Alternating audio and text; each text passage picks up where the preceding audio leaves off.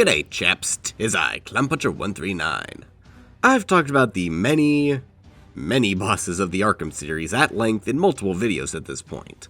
However, I've really only ever gone into my favorites.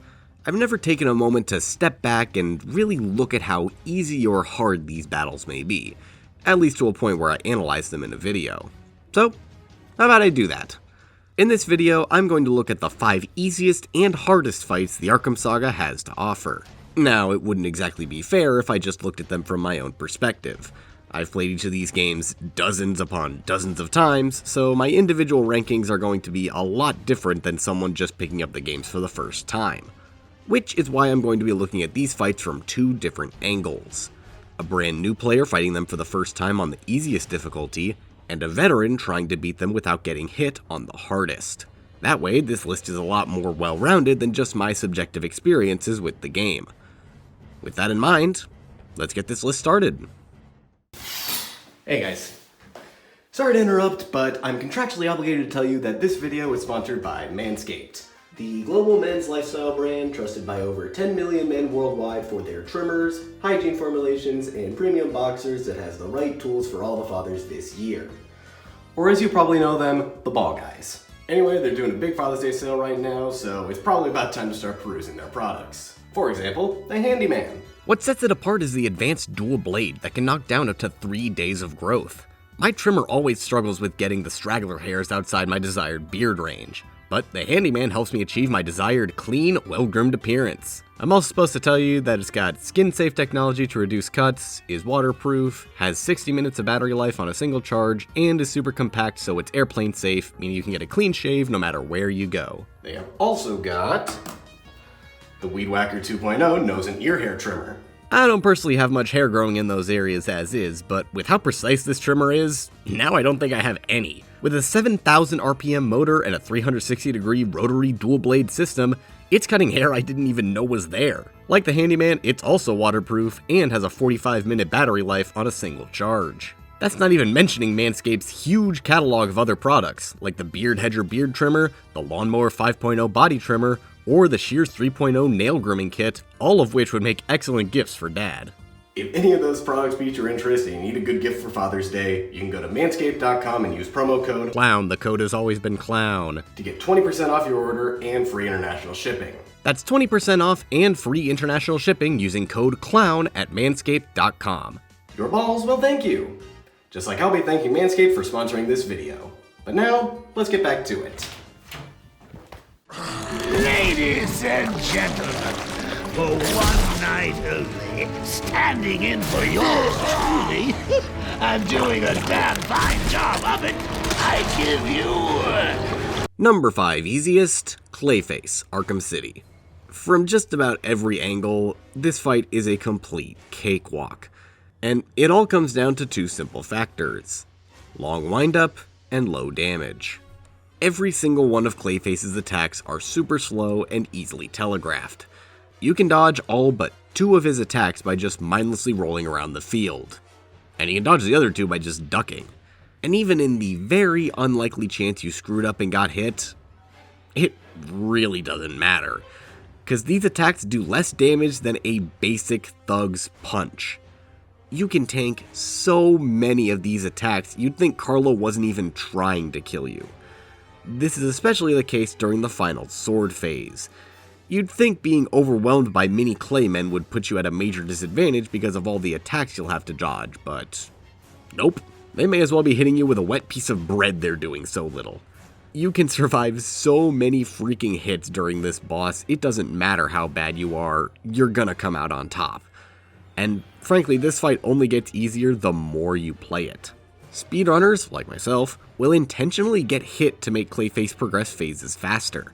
That's how inconsequential the damage is, even on hard mode. And even if you were to play this fight without getting hit, the long telegraph windups make that challenge a non-issue. Combine that with the explosives in the corners of the room to make the fight go by even faster, which you can exploit very easily regardless of whether or not you know what you're doing, and you've got yourself a certified easy final boss. The only reason this isn't higher is because there are technically a few attacks that might throw you off. The spin attack specifically makes it a little bit hard to see if he's going to do it with a jumping or the ducking variant, and I've been thrown off by it a few times. But that attack aside, this is a really easy final boss.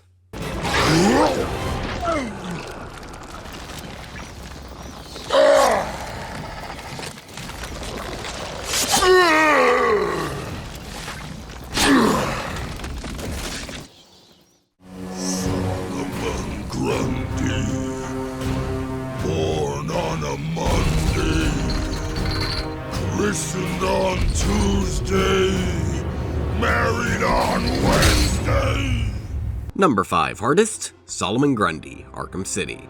From the last boss of the game to the first boss of the game, Grundy makes this list for one reason, and one reason only: the complete jank of the quickfire explosive gel. This is one of the weirdest gadgets to use for a boss fight ever, and even players who know what they're doing with it are gonna struggle. All the other quickfire based fights are really simple. You just press a button when you have an opening, dodge, repeat for however big the health bar is. Grundy is different though, requiring you to use this gadget on specific points on the map at specific times to destroy the generators. And seeing as it's a very confusing gadget that you do a really weird move to use, it's gonna confuse newer players. Hell, according to some of my comments, a lot of you somehow didn't know it existed on your first playthrough, so went through with the no quickfire route, making your lives even harder than they already were. And while the first two phases are relatively easy, since Grundy attacks so infrequently, the final phase is one of the steepest difficulty spikes in the entire series. The fight goes from a pretty relaxed game of setting and destroying your traps to complete chaos that's almost impossible to keep track of because of how much crap is on screen. I mean, you're dealing with the maggots from Phase 2, Grundy constantly throwing his electrified wrecking ball to create a shockwave, and the generators always being activated, giving you almost no time to lay down your gel traps. If there was ever a roadblock for a no damage run, this fight would be it. It's incredibly difficult to no damage this fight purely because of this phase, which is why it's allowed to just barely scrape onto this list.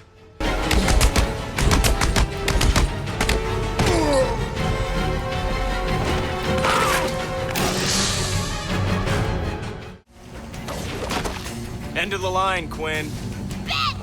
Number 4 easiest, Nightwing, Harley Quinn Story Pack. What's there to say about this fight that I haven't already said?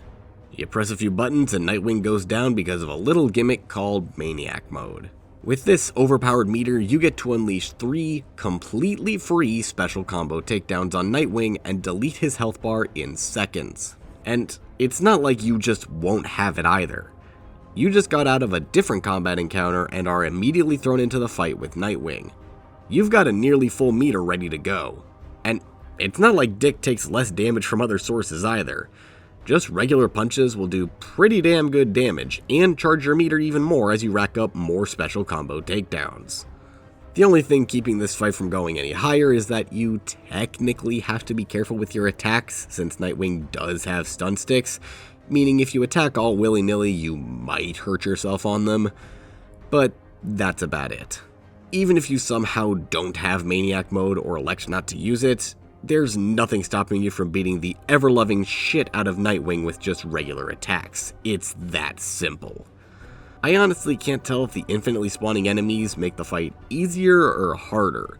On the one hand, they let you build up combo and maybe even more Maniac Mode, but on the other, it's more enemies to deal with, meaning it's theoretically more possible to die. I don't know, but in the end, it's a stupidly easy fight, so it's going here on the list. Need some help?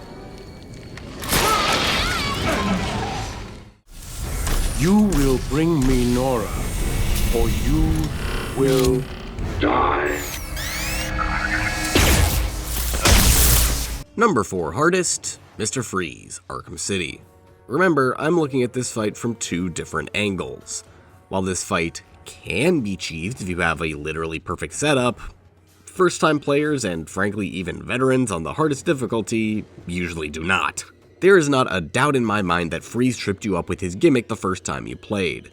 You went for an attack a second time and learned the hard way that he adapts to your tactics, and you have to use different moves each time. The simple fact of the matter is, First-time players aren't going to have any idea about all the moves you can use against Freeze. Even if they only have to hit him 4 or 5 times, it's going to be hard for them to find 4 or 5 methods to damage Freeze with. Most players are going to run through this game with the same 2 or 3 Predator moves for every single encounter. So, how would they know about all the ways possible to damage Freeze? They're not going to think about drop attacks or glass ceilings. They're going to remember silent takedowns and the fact that they have the Disruptor. They're going to struggle trying to beat this fight, and it's not until they play the game again that they'll start to pick up on new moves and therefore new ways to beat Freeze. And as for veterans, on lower difficulties, yeah, Freeze is really easy because you have a perfect setup to take him out in 4 or 5 hits and can easily replicate it as a speedrunner every time you play. But once you start trying to do the same thing on New Game Plus, it becomes a lot more challenging. Sure, the setup for the first half of the fight works just fine, but the rest of the hits are going to be complete improvisation because of how Freeze works. Freeze may be somewhat consistent with his movements.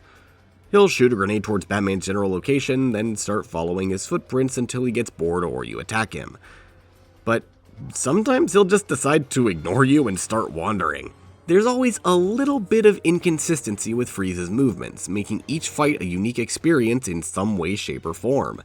Especially when you factor in the harder to land attacks. Reverse ledge takedowns, line launcher hits, stealing takedowns. Some of these can be really difficult to do even for experienced players. Especially when you consider that you can't use detective mode all the time.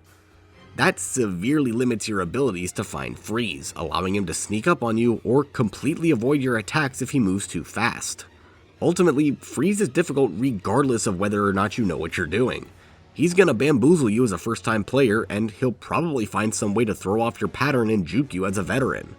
I honestly never feel safe fighting Freeze unless I'm playing on easy, because at least then I know I have 4 attacks that will always take him down before he can shoot me.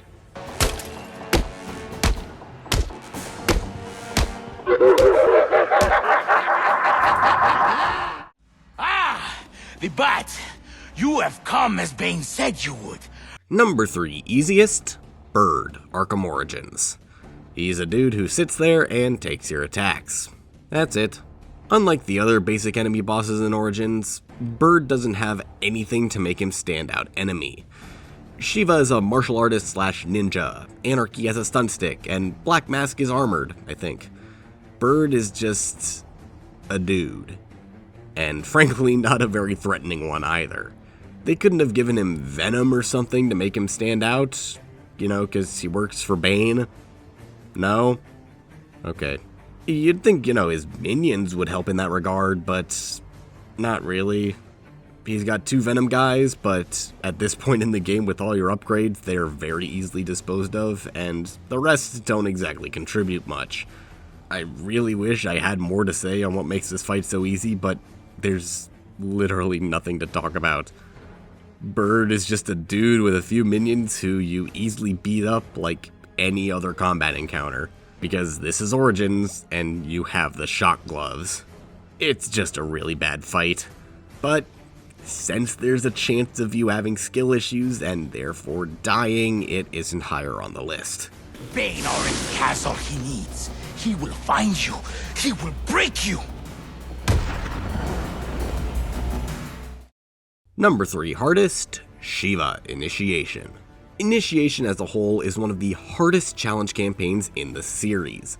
So the fact that it ends with a really difficult boss as well is just icing on the cake. Let's start with the obvious. Shiva is a martial artist, and martial artists are objectively difficult to deal with. But Shiva isn't just any martial artist, she's an armored martial artist. This means that you can't just attack her all willy-nilly like the rest of them.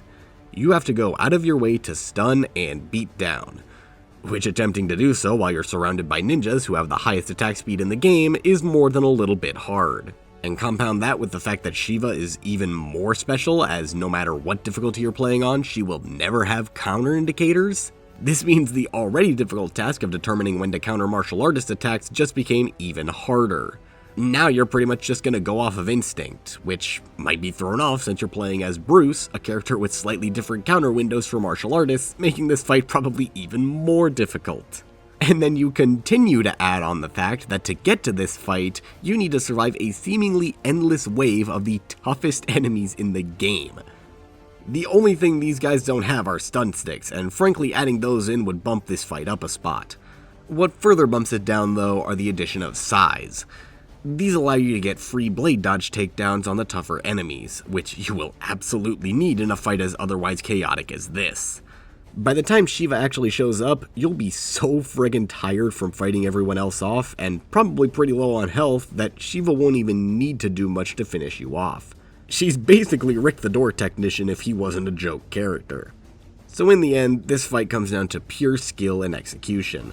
It's equally hard for both new and veteran players, with no real point of ease except for the fact that you can use a few special combo moves to get some of the earlier enemies off your ass if you know what you're doing. But aside from that, yeah, it's a pretty damn hard fight. You made me miss my target, Batman! Number 2 easiest, Deadshot, Arkham City. You just wait for him to turn around, run into the platform, press a single button, and the fight is over. Yeah, that's it. I wish there was a way for me to go more in depth with my explanation, but there's literally nothing else to talk about. You could play it patiently and hide behind the other cover blocks if you wanted, or waste time throwing gadgets at Floyd, because he'll shoot them out of the air and aim at you for a second. The only, and I mean only reason this fight isn't number 1 is because you can lose. If you somehow fail at running so much that Deadshot gets a chance to turn back around, he'll see you and one-shot you. And yeah, that's it. If he sees you, it is an instant loss, which means there is a fail state in this fight if you're really, really bad. I mean, I've had a few close calls here and there, but I've never actually experienced this fail state except when grabbing footage for this video, but still. The fact that a newer player could mess up and accidentally run into his line of sight, the fact that they aren't given a chance to recover and are instead instantly killed is reason enough for me to keep this fight out of the bottom spot. That said, you gotta be pretty damn bad for that to happen. You don't even need to play the game for the number 1 fight to be easy though.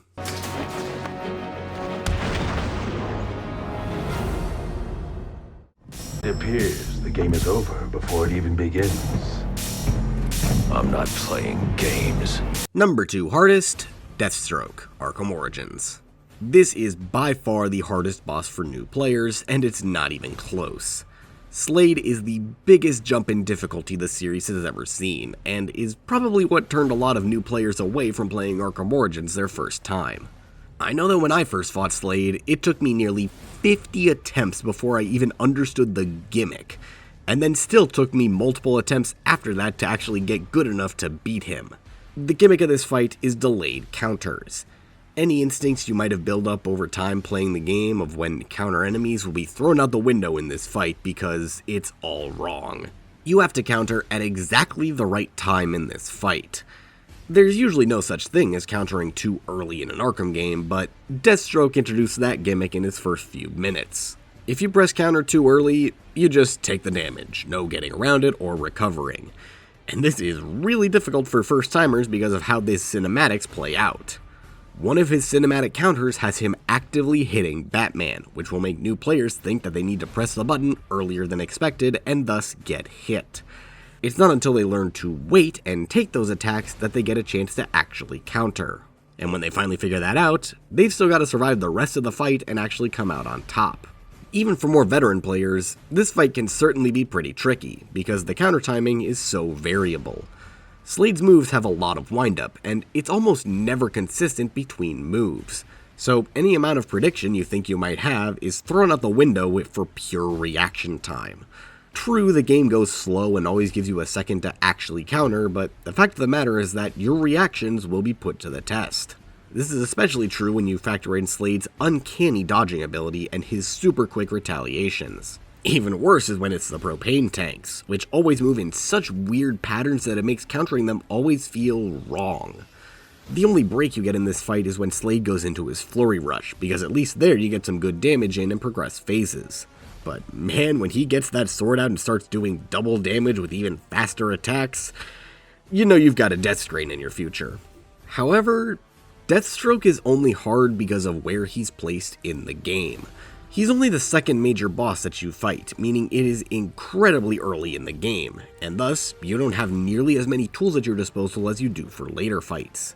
At this point, you have not obtained a single new gadget, and you might have, 4 or 5 upgrade points unless you went out of your way to do side quests.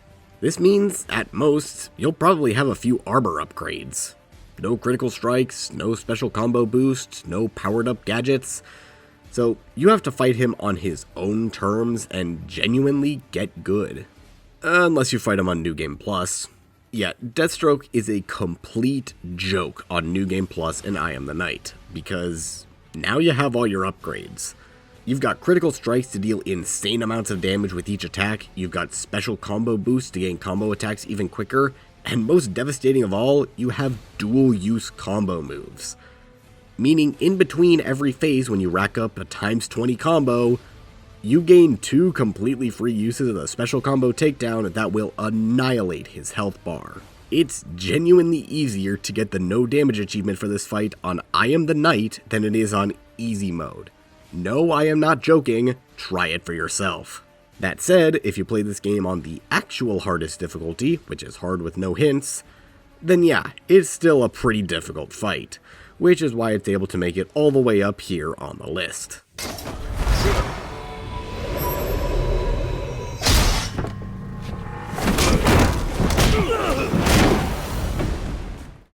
Before I reveal the truly easiest fight in the series, I have a few honorable mentions that couldn't quite make the list. Prototype Titan Arkham Asylum. It's the tutorial boss that you can't lose, making it by default the easiest. But because it's a tutorial, it didn't feel fair, so I left it off. Shiva Arkham Origins. It's rare to see a fight get easier as it goes on, but Shiva does it. But the fact that she has multiple ninjas and martial artists, which are by definition hard enemies, keeps her off the list. Titan Joker Arkham Asylum. It's just a basic thug encounter where you have to run in a circle to occasionally avoid Joker. But since Asylum combat is the hardest to nail down and there's a lot of different enemies in this encounter, I left it off. Black Mask Red Hood Story Pack. Dodge, shoot, that's all you have to do. But since the enemies can sometimes overwhelm you and Black Mask has a lot of health, it felt difficult enough to leave off the list. Alright, that's out of the way, let's get to number 1. Then do it. Grand Avenue Slave. I'll be waiting. Number 1 easiest, Deathstroke, Arkham Knight. What's easier than a boss where you can literally just run forward and press a single button? A boss that can essentially defeat itself. You're basically doing the same thing as your fight against the Cloudburst, but 10 times easier. On top of not having to go through the hit and run section that made that fight actually difficult, you have so many tools at your disposal to use. This fight doesn't appear during the main story. It only shows up after completing all of the militia side quests, meaning at that point, you have so many upgrade points from those missions that you use to completely ubercharge your Batmobile. You'll have higher damaging rounds, a better weapons generator, luring shots for the Cobras, and a more accurate Vulcan gun by the time you need to fight Slade, plus literally anything else that you might feel like. And that's not even what actually makes this fight easy. What does is, ironically, the part that was intended to make it harder. The Cobras actively hinder the difficulty of this fight, taking it from a fight that might have tripped a few people up on their first playthrough to a fight that anyone can beat without batting an eye. Every Cobra you destroy gives you a full tick of the weapons generator, and with 5 Cobras on the field, that means that no matter what you had upon entering this fight, you are guaranteed to have a full weapons generator by the time you single out Slade unless you somehow got hit during the stealth section. And a full weapons generator means 10 whole missiles to use against Deathstroke's tank. Nothing in this game is surviving 10 missiles. It instantly deletes his entire health bar and you win the fight just like that. And by the way, that's as a noob. Would you believe that this fight actually gets easier as an expert? Because experts know that you could use 2 ticks of the weapons generator on the drone hack to turn a Cobra to your side. And turning Cobras to your side is one of the most overpowered strategies that you can employ in any of these encounters. They gain triple the health of regular Cobras and can 1 or 2 shot any of their former friends. And with that much damage on your side, how good of a chance do you think Slade has? Not very is the answer, so you can just sit back and relax as your drones do all the work for you. A boss that can almost beat itself is more than worthy of taking the top spot for the easiest fight in the series. Do better, Slade. Oh wait, you did 2 years earlier.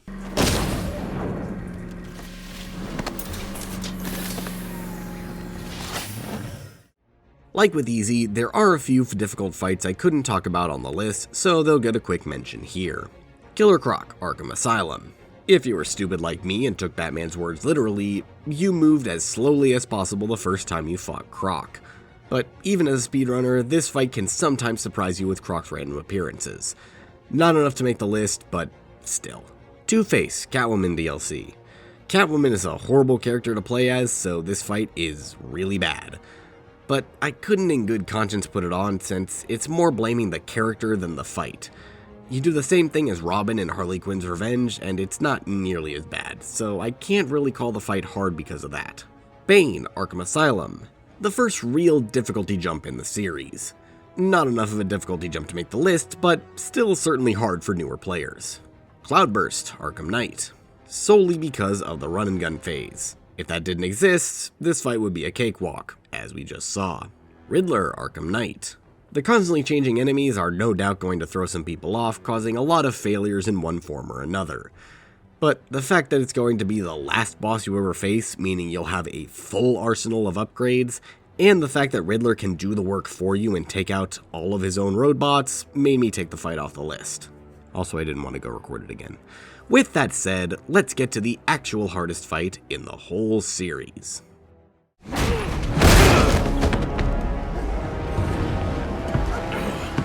I've long waited for this moment. With your death, I will find peace. Number 1 hardest, Bane, Arkham Origins. I will forever stand by this being the hardest fight in the series for one simple reason. It consistently gave me anxiety during I Am the Night. Hotel Bane is the roadblock first time I Am the Night players will have to face, and simply get good against. And even aside from them, Bane is a consistent roadblock for just about every player because he is just so damn tough. His regular attacks have a super short windup, and his powerful attacks with longer windup are difficult to discern between his regular attacks. And even worse, his attacks are almost perfectly timed with your super stun. You have mere frames to get your super stun off while Bane is raging. If you mistime your first hit even slightly, he's going to turn around and cave in your skull mere moments before you can get that final attack off. And you have to be so incredibly precise no matter how good at the game you are, because that's just how Bane acts. He gives you no time to yourself. You need to act on his clock. And if you don't, you're just dead. But what makes Bane so hard for new players especially? 3 words, 2 concepts. Bane, Train, Chicken. Bane's charge attack is the hardest attack to dodge in the entire series if you don't know what you're doing. Because unlike traditional charge attacks where the enemy simply runs in a straight line that you can dodge at any time, Bane's charge tracks you. Unless you dodge the Bane train at the very last moment, Bane will predict your dodge roll and keep charging right into you, obliterating your health bar. I don't think you can just roll in any old direction. No, you have to be incredibly precise with where you dodge to, because going even slightly in the wrong direction will cause Bane to hit you anyway just because he feels like it. It is truly a test of skill dodging the Bane train by playing chicken. You have to be really friggin' good to do it consistently. Which is really just proof that I am simply not good because I still can't and instead rely on cheese. This attack is so hard to dodge correctly that professional players don't even bother, and instead have resorted to the cheesiest strat I have ever seen.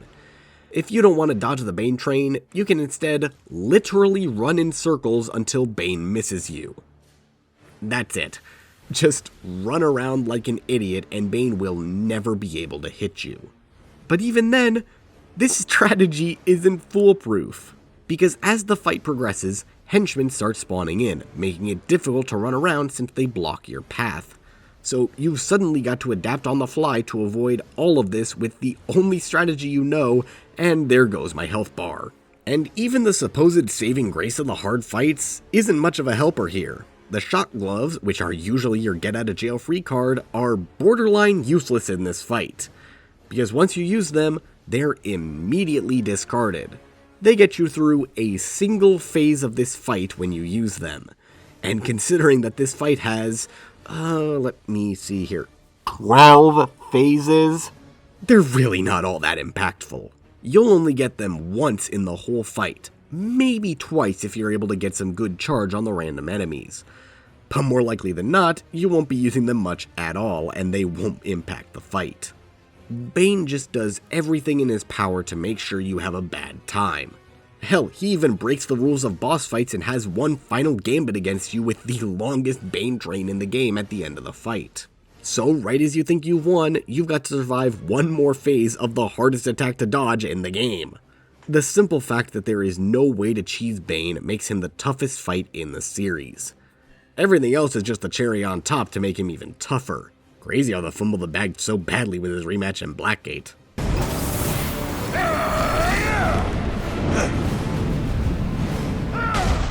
And with that, we've reached the end, chaps. Thanks for watching. Hopefully I don't see a bunch of comments talking about how easy all these supposedly hard fights are because of whatever BS excuse they come up with. I don't care. They're hard relative to the game they're in, not relative to shit souls. With that in mind, do all the YouTube stuff, because here comes the Bane train! Woo woo! Thanks for watching, and I'll see you later, chaps. Rise to the challenge!